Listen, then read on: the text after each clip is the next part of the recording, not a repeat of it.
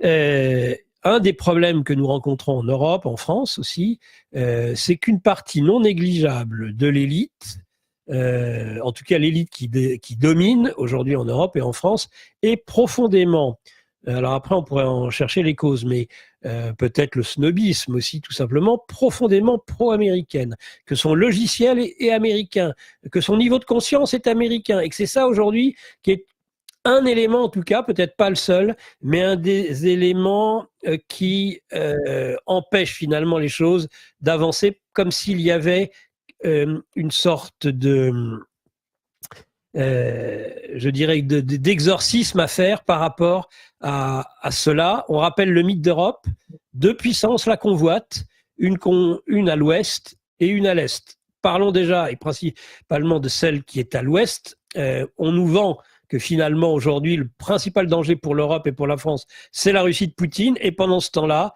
eh bien, la Chine d'un côté, comme l'Amérique de l'autre, n'ont de cesse de nous piller, de nous détruire. Est-ce qu'il ne faudrait pas réussir à changer de logiciel, en tout cas à faire en sorte que ce côté pro-américain, ou parce que c'est l'Amérique, c'est mieux, et que le reste ne serait que ringardise, est-ce que ça ne serait pas une des choses dont qu'il faudrait abandonner aujourd'hui, Claude Janvier?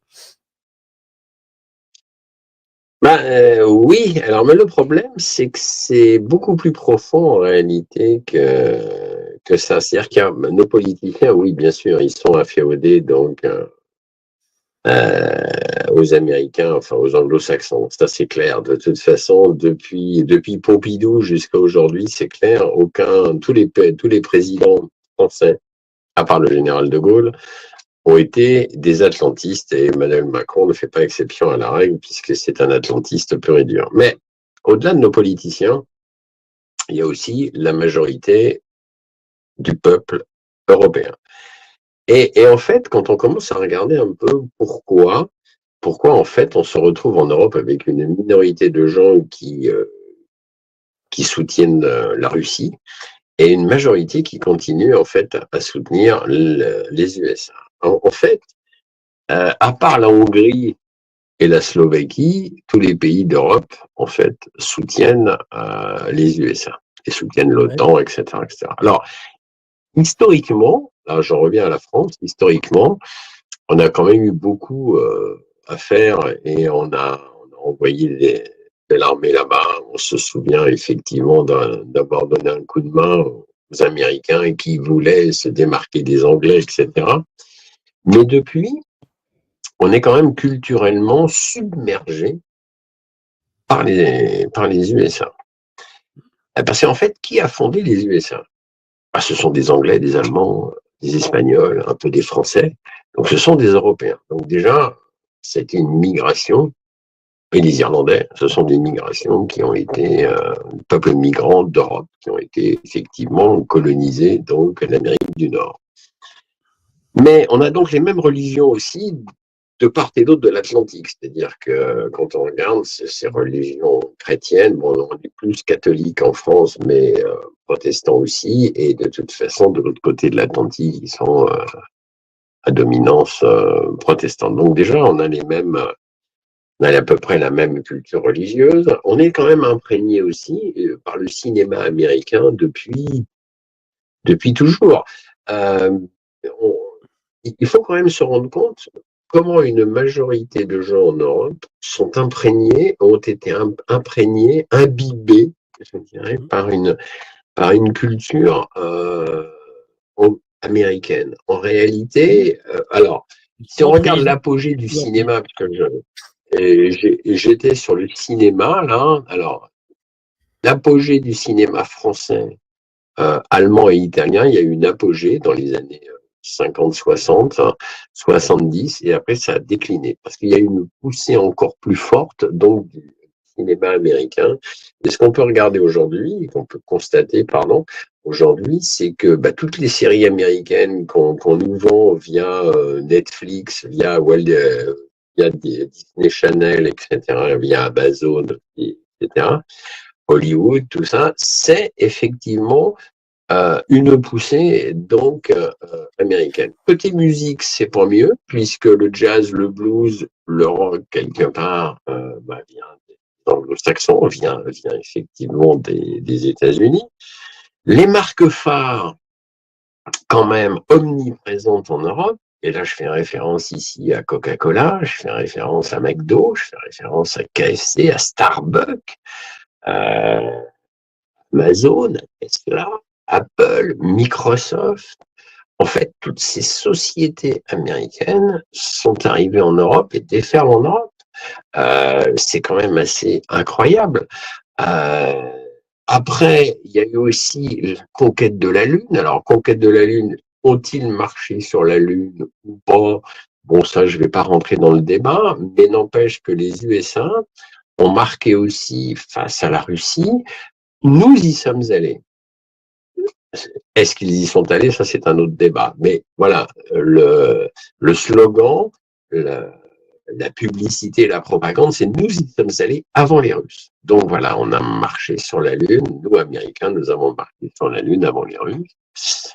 Euh, les USA ont financé quand même au départ Adolf Hitler, faut quand même pas l'oublier, et puis ils ont financé aussi sa destruction. Donc ils ont mis le pied en Europe aussi vraiment en 1917, soi-disant ils sont venus nous aider, mais en réalité ils sont venus mettre le pied en Europe et ils sont venus commencer à conquérir encore plus et à piller.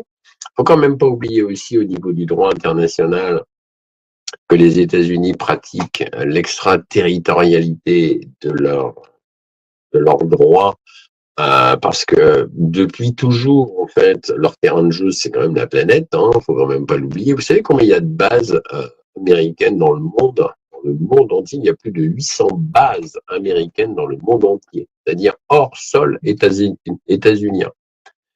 Après, le dollar, ça a toujours été la monnaie qui a fasciné tout le monde. Moi, je me souviens quand j'étais gamin, et même adulte, et même adolescent adulte, le dollar, c'est une monnaie fascinante. C'est-à-dire quand on présentait le dollar, nous, on était avec notre franc, on se disait, effectivement, quand on changeait des francs à l'époque, je me souviens très bien, eh ben, on n'avait pas grand-chose en dollars. Donc, quand on regarde, il y a un matraquage, en fait, et puis l'anglais. Alors, je vais terminer sur le matraquage un peu anglo-saxon. L'anglais a été imposé comme une langue quasiment mondiale, commerciale en tout cas, à tel point d'ailleurs, c'est que les cadres supérieurs aujourd'hui de toutes les grosses sociétés, de nos sociétés du CAC 40, les cadres sont obligés de rédiger des rapports en anglais. Ils les rédigent plus en français. Donc, quand on additionne tout cela, on se rend compte que depuis qu'on est tout gamin, et là je vais parler pour moi, mais je pense que c'est valable aussi pour tous celles et ceux qui nous écoutent, on est imbibé, c'est presque une dose quotidienne, journalière, imbibé de cette culture anglo-saxonne américaine. Donc en réalité, comment voulez-vous aujourd'hui que tout d'un coup, les gens se disent ah oui, ce qui vient des Américains n'est pas forcément très bon. Pour l'instant, malheureusement, une majorité de gens, quand on additionne tout cela, se disent ah oui, finalement, tout ce qui vient des États-Unis n'est pas forcément mauvais. Et Alors, en question. revanche, tout ce qui vient de la Alors, Russie, les gens question ne si connaissent tu pas. permets. Ouais, Question si tu permets, vas-y. parce que c'est pour éviter les longs tunnels. J'ai bien entendu tout ça, je suis d'accord. Question quand même. C'est vrai, et c'est Oui. indéniable. Mais est-ce que la République n'a pas fait son œuvre pour détruire tout ce qui était la France et que la nature a horreur du vide? Quand on n'a plus de carapace, on se cherche des carapaces de substitution. La conscience américaine, elle est ce qu'elle est. Mais on l'a adoptée parce que nous ne croyons plus en rien. Moi, je le dis toujours, ça m'agace des fois. Oui, c'est vrai, il faut lutter sur le fait qu'on interdise les crèches dans les mairies, les calvaires dans les coins et dans les angles dans les carrefours. Très bien. Mais est-ce qu'on a encore une crèche dans le cœur? Est-ce qu'on a seulement conscience de ce que c'est? Est-ce qu'on l'a pas totalement déserté? C'est vrai qu'on est devenu totalement des Américains, mais est-ce qu'au préalable, on n'a pas perdu ce qu'on était? Donc moi, la question que je pose, c'est très bien, débarrassons-nous de la conscience américaine, mais pour la remplacer par quoi? Effectivement, tu mets le doigt sur quelque chose de très important, la remplacer par une conscience, après tout, française et francophone. On l'avait, On l'avait, on l'a juste débranché petit à petit, petit à petit et petit à petit. Bon, c'est vrai aussi que quand moi, je reconnais, quand j'ai commencé à écouter du jazz, du blues et même du rock, ça me parlait quand même plus que les chœurs de l'Armée Rouge à l'époque. Hein. Faut reconnaître. Hein. Je j'ai rien contre les chœurs de l'Armée Rouge, mais je trouve ça un petit peu réducteur. Je veux dire, ça, on peut pas dire que ça me parlait. J'étais plus branché Beatles, pardon, et Rolling Stone que chœur de l'Armée Ah, Rouge. Donc c'est clair que tu vois, voilà. tout Mais à bon, fait. oui, mais voilà, ce qui est insidieux, en réalité, c'est qu'on a tous été imbibés donc, par cette sous-culture américaine, par cette culture ou sous-culture américaine, comme on veut. Mais le problème, c'est que là, voilà, là où c'est pernicieux, c'est que du coup, ça masque la dose de criminalité des politiciens anglo-saxons. Et il est là le problème. Ça masque les 200 ans de guerre, aussi de conquête et de pillage incessants que les États-Unis font depuis leur existence, depuis leur création. Et c'est ça le problème, c'est que les gens n'arrivent pas à tout d'un coup à séparer les deux. C'est-à-dire qu'il y a des bonnes choses qui nous viennent des USA, certes, mais il y a aussi tout le côté conquête, pillage, destruction. Et ça, malheureusement, voilà, c'est là où ça pose un problème. Est-ce que par hasard, le fait que il nous importe, la société américaine est très violente, par exemple, importe des problématiques qui sont Oui. souvent même pas les nôtres. Je vois la question raciale. La question raciale aux États-Unis, elle existe. Et elle existait même avant les communautés africaines et l'esclavage. Elle existait déjà dans l'élimination radicale des Amérindiens. Donc c'est quelque chose qui est consubstantiel à la société américaine. De là à le plaquer en France et dire ah mais vous êtes pareil, vous êtes tous d'horribles racistes, etc. Et où la question raciale en France, elle ne se pose pas du tout dans les mêmes termes qu'aux États-Unis. Donc là en plus, en mal nommant les choses, on aggrave les problèmes. Et puis peut-être que les Américains, eux, ont les antidotes. On dit souvent, ils empoisonnent le monde. Mais oui. Et pourquoi eux ne sont pas les premiers à en mourir? Parce que peut-être que eux ont les antidotes à leur poison, alors que nous, nos sociétés ne les ont pas. C'est ils font au monde aujourd'hui ce qu'ils ont fait aux Amérindiens, de façon très pernicieuse. Et ça nous tue. C'est vrai, c'est vrai, c'est vrai. Non, non, c'est pas faux. Oui, oui, on est tout à fait d'accord. Voilà, mais donc voilà, ça explique aussi pourquoi aussi, toujours, il y a quand même une majorité de gens qui, pour l'instant, soutiennent les USA et ne vont pas dans la direction de la Fédération de Russie. C'est aussi Fédération de Russie qui, faut bien reconnaître, à l'époque où c'était l'URSS, n'a pas non plus ventilé effectivement des concepts sympathiques. Hein. Je veux dire, à l'époque de l'URSS, on n'avait pas vraiment envie, Européens, d'aller s'installer, d'aller dire bonjour à Staline, et puis ni à Khrouchtchev, ni à Brejnev. Bon, ça me venait pas vraiment à l'idée. Il faut reconnaître aussi qu'il y a eu un changement vraiment important dans dans la société russe, quoi. Depuis l'avènement de Vladimir Poutine, il faut bien le souligner, au poste de président, hein, ça c'est clair. Ça a profondément changé beaucoup de choses.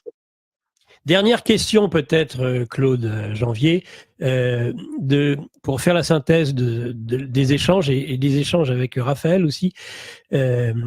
J'ai à entendre, je me dis que finalement, certes, ça masque la culture, le fait d'être imbibé par la culture américaine masque le côté criminel d'une partie de grande partie de leur élite politique en particulier.